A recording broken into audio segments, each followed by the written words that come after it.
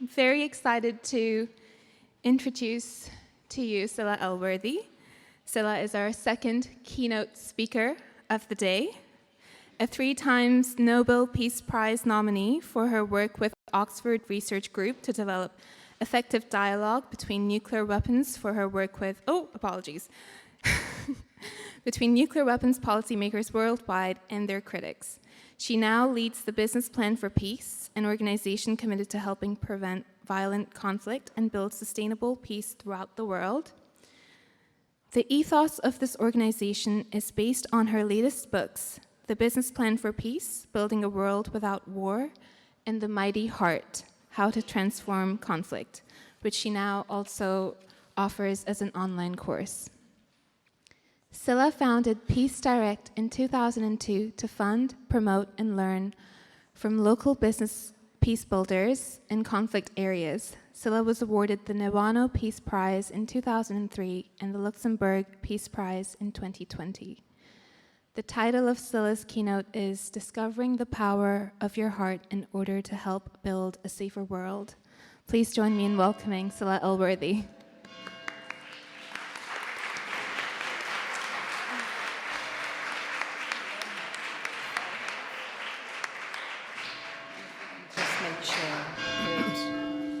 Thank you. So good to see you all here. And I do congratulate St. Ethelburga's on consistently weaving together arts, poetry, and song with activism. It's a really powerful mix and a very necessary one of today. Is that better? There we go. So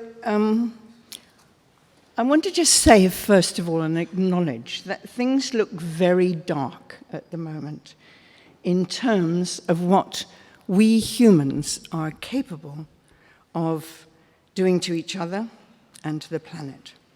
So I'm just going to stay with that for a moment and pause for a moment with you and honor the terror of soldiers on all sides in the current war. The grief of their families, the lost children, the women raped, the wounds of war that do not heal for 3 or 4 generations. And I want to recognize the devastation that that war brings to our planet. Wrecked homes, wrecked water systems, wrecked earth, wrecked farmland, the criminal waste of war. And we've all got histories of war. But now is the time to change this. And that's what I want to address. Change is coming. Some people who are expert can observe that change in the planets. That's not my field. I want to examine a couple of the drivers of change. And never before in the history of humanity have so many millions of women become able to exercise power. Millions upon millions can now vote, be educated, can unite, can write, can fight injustice, and plan for the future. Of course, not all women are feminists, but those who are not are supported by many men who are feminists. Did you know, for example, that 8 nations of the world now have a feminist foreign policy? This was started by Christine Luntz and her work in Berlin in Germany. Germany was the first country to have a feminist foreign policy, and now another 7 countries have followed suit. This is just one indication to you of how the balance is shifting from what I would call the left brain, the thinking brain, to the right brain that sees the big picture, that feels suffering. So the decisions that these people, feminine people, whatever gender, the decisions that they will make will change the way we live our lives and how we care for the planet. The second point I want to make is this question of artificial intelligence. It is terrifying a lot of people. You've probably read articles putting the scariest side of the picture. But it presents an extraordinary opportunity to demonstrate, recognize, and use the intelligence of the heart. Let me elaborate on that a little bit. Artificial intelligence will decrease the relevance of the human intellect because artificial intelligence is far smarter than any human brain, apparently. But heart intelligence cannot be taught to a machine. A facility like intuition, for example, or integrity, or compassion, depends on relating to a higher source of power. Therefore, the intelligence and capacity of the heart becomes what distinguishes the human from the machine. This is a revolution for humanity, with no less an impact, and possibly more, than the Industrial Revolution. Those who do inner work will thrive, and those who don't may be dominated or made redundant by the computer. For example, those who can inspect their minds, their own minds, and their thoughts, those who can become quiet and thus access their inner power, will have wisdom that is beyond the capacity of the brain. This is very sobering thoughts. This raises complex questions, of which I can only mention a few. First of all, does it raise the fundamental question of where and how humans get their inner nourishment? Does this magnify the value of those who understand and work with nature? Does it magnify the value of those who grow plants, those able to work with the seasons and the weather? Does this ultimately open the heart of business? Does it demand a search for the real values of a business? You know, a lot of businesses that I talk to have their values up on lovely statements on the wall, but they don't actually live those values. So what we're looking for is the heart of business. We're demanding a search for the real values of business because business has, whether we like it or not, more influence on change in our present world than anything else, more influence than governments, more influence than revolutions, and so on. So does this present question ask, what is the soul of a business? What do those who work in large corporations really want their future and their children's future to be like? And lastly, could this bring the divine into daily life? That's real change. So, let's have a look at what it means in practice. Does it mean the survival not of the fittest, but of the wisest? It's indeed a crisis of meaning in our lives, a crisis of spirituality, if you like. So now I want to talk about the skills that are already being taught now, the leadership skills necessary for this huge revolution that we're entering. So let me just go through them. The first skill that can be taught is to ask any individual what breaks your heart. Because we've all had heartbreak. And if we can go beyond the actual pain of the heartbreak, there is a vast energy for change behind the heartbreak. And when people harness that energy for change, things really start to happen.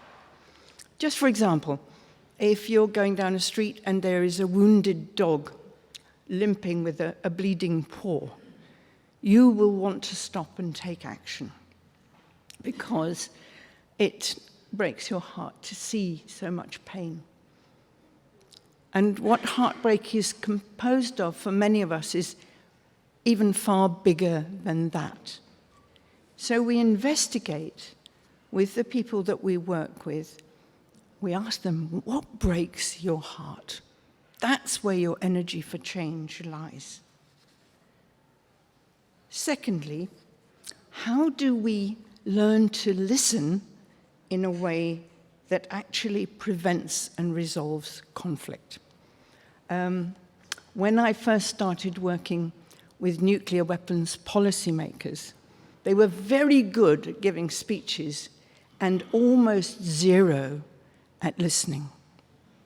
They were very good at paying traditional attention to somebody getting up on a platform, but when it came to actually having heard what that message was, and even much more so when there was a negotiation going on, they were never able to feed back to the speaker what they had heard because they hadn't listened. So the ability to listen has to be taught. Thirdly, we use nonviolent communication, and I'm sure many of you in this room are very familiar with NVC, as it's called. What it does in a series of brilliant learning exercises is to develop compassion and learn to use it when it's in the crucial moment when compassion is necessary, which is when we're most often likely to flip into action and into our do-it mind. MVC teaches us how to use compassion instantly. Then the next one, which is crucial for people who want to bring about change, is to tame the inner critic. How many people in this room do not have an inner critic? Please raise your hand. Exactly. Only once have I seen a hand raised when I asked that question. And I wanted to talk to that person. But all of us have this nasty voice that gets hold of us at 2 or 3 o'clock in the morning and tells us that we failed, that we missed our chance, that we're generally on a useless path, and so on. And it can absolutely wreck our confidence. I've had a severe inner critic ever since I was 20, probably earlier. And over the years, I thought, I have to do something about this because it's a massacre of my self-confidence. And it really picks on your weakest points, doesn't it? So what I learned to do, and it took me ages, was to sit down. If it wakes me up at 2 o'clock or 3 o'clock in the morning, I get up, make a cup of herb tea, sit down with a hot water bottle if necessary, and ask it, why did you wake me up at 2 o'clock in the morning? And it will mutter in the same way in answer. What you actually have to do, and it seems mad, is if you're sitting here and you're speaking, you have to then go and sit there and be the voice of the inner critic. And actually use its voice, because it's pretty interesting when you use its terminology and its accent. And the inner critic will say, well, you know, what you did was useless today. Honestly, nobody was listening, and you used all the wrong words, and you can't get through to people like that. And I come back to my own seat, and I say, that's not very helpful. What do you really want me to know? And if I carry on like that, insisting on what the inner critic wants me to know, it will tell me some wonderful truths. You try it. It's an incredible exercise, and it's all in my books and so forth, how to do it. But I recommend it as a way of transforming this critic into actually a guide. So then the next one is, how do we clean our anger and make it into a fuel for transformation? Well, if we spew out our anger in the moment at a person or people, it wounds. It can do terrible damage which is often never forgotten. But if we can contain the energy of our anger in ourselves, like putting fuel in your carburetor, if you talk engine speak, it becomes a fantastic motivator for change. Like, for example, if I take my anger internally, it can motivate the whole energy, the engine, if you like, that I can develop for change. And that is a fantastic energy to harness. It is the energy of anger. It's what makes us get up again tomorrow morning and keep going. It's what makes us face hopelessness and get through it. It's really necessary for change makers. Then, next one is developing presence to act in a crisis. I'll have to tell you a story here. How am I doing for time? All right. We need to be able to call on who we really are. That comes from the heart. To call on our heart's wisdom when a crisis strikes. Once in the late 1990s, I was organizing dialogue between nuclear weapons policymakers at very high levels of the military and politics in the 5 then nuclear nations. I got them together to actually listen to one another. And it often got quite heated. And on one occasion, we had a public meeting in St. Anthony's College in Oxford.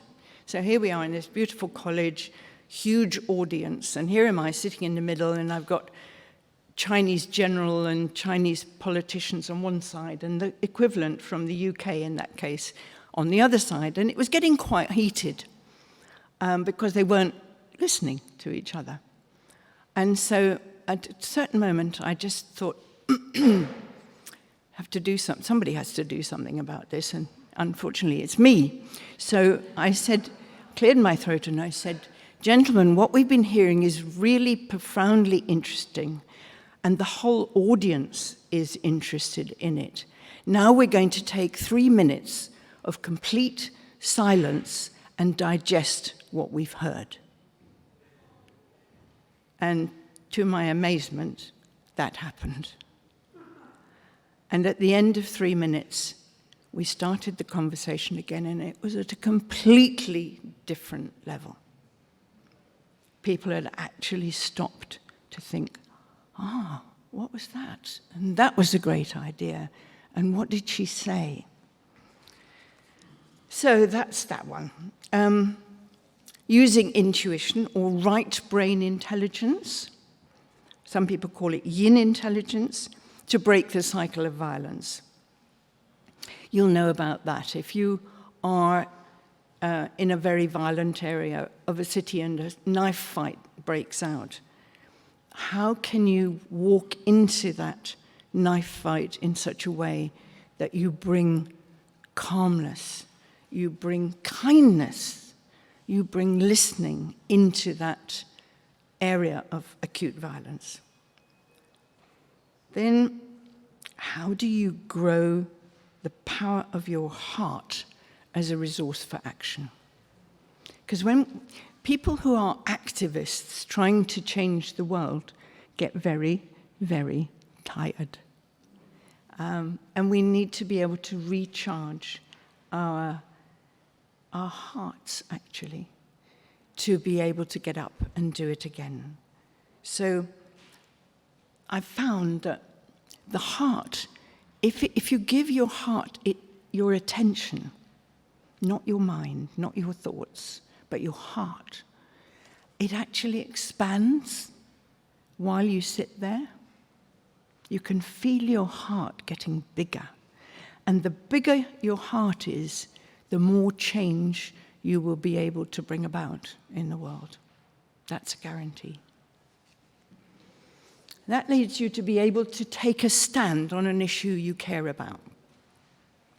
Very often, when we really care about something, and, for instance, if you work in a big company and you totally disagree with a decision that's being made by your superiors, it takes a lot of nerve to be able to stand up and say something. Equally, if you're facing teachers at your child's school and you don't agree with something that's being done, it takes a lot of courage to be able to stand up and say this in a way that doesn't just get people's backs up.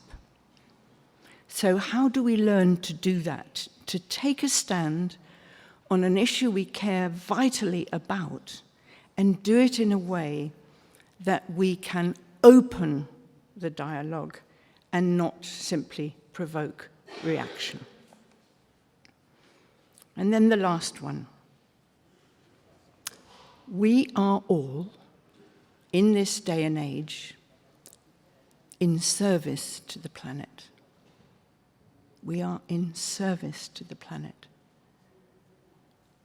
That's, if you were in the Army, Navy, or Air Force, or if you were training for high-level sports, you are in service. You're training and you're in service to bring about change. And that provokes the question, which is the new question of our century. Okay, the question of last century was, what can I get? How can I get richer? How can I get more, better job, and so on? The question of this century is, what can I give? What can I give? And what you can give from your heart's wisdom is of incomparable value. So, these are the skills that Claire mentioned, I think, in her note to me. The skills needed to safeguard inner life and regenerate the moral commons in our time. So she said, the ability to connect the innermost dimension of a human being with the outermost big picture patterns of the world. So if we've got a moment or two, what I'd love to do is just ask you to call out what you feel are the qualities and capacities of the heart that the brain can't do. So I'm thinking of things like compassion. That belongs in the heart. What else is your heart capable of? Forgiveness. Thank you. Forgiveness. Any more? Sorry?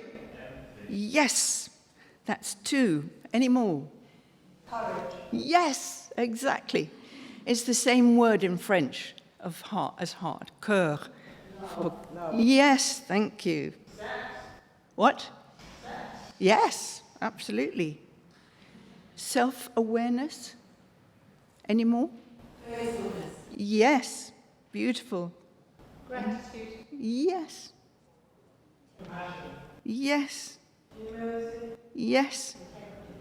Oh, this is lengthening my list. It's wonderful. What was that one? Integrity.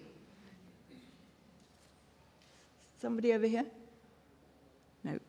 Trust. Yes. Regret. Yes. Exactly. Hope. Peace. Forgiveness. Yes. Devotion. Yes. And to close it off, wisdom. And that's what our world is most in need of now. Shall I pause there? Thank you.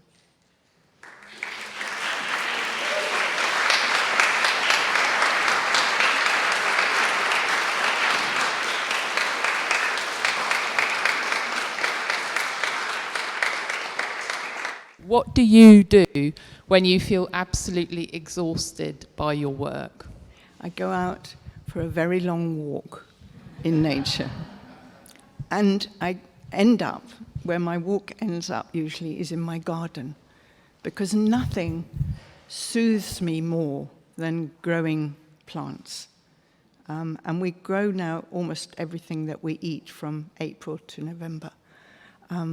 But anybody here who's got a garden will know how soothing it is.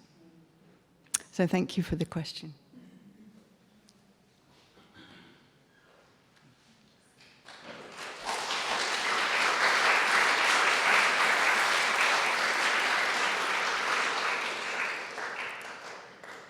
Thank you so much, Scilla, for all the power, wisdom, spiritual pragmatism, and so much more in that keynote. Thank you.